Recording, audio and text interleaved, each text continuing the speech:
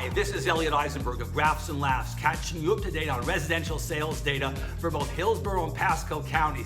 And the house party continues. And the most important piece of data to keep in mind is inventory data.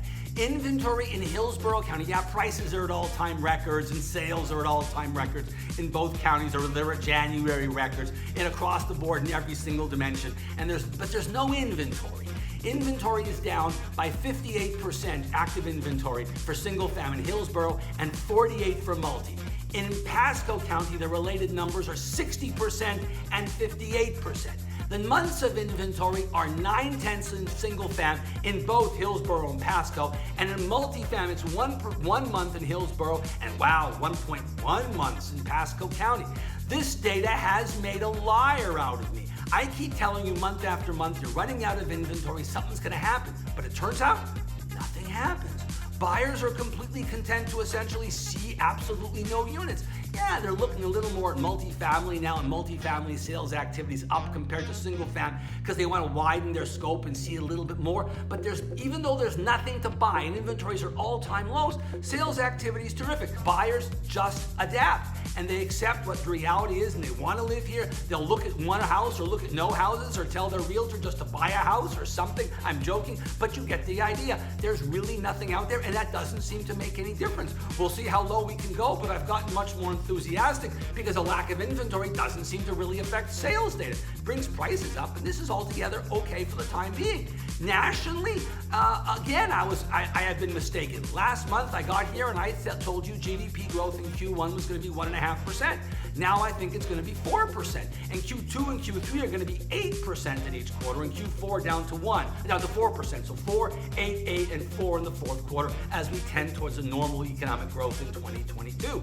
The reason the $900 billion stimulus package that President Trump signed in December is core things through the economy, and it's being spent rapidly. Households are feeling much better. I think they think that the COVID numbers are starting to go down, vaccinations are improving, weather will get better, jobs will return, and so on and so forth. And just as that's going to be ending in middle of March, the President Biden stimulus package or pandemic relief bill is going to come into law, and that's going to continue these processes, send us more stimmy checks, and that's going to move us along. So we're going to have very good growth. The question is, are we going to have inflation? And the answer is yes and no.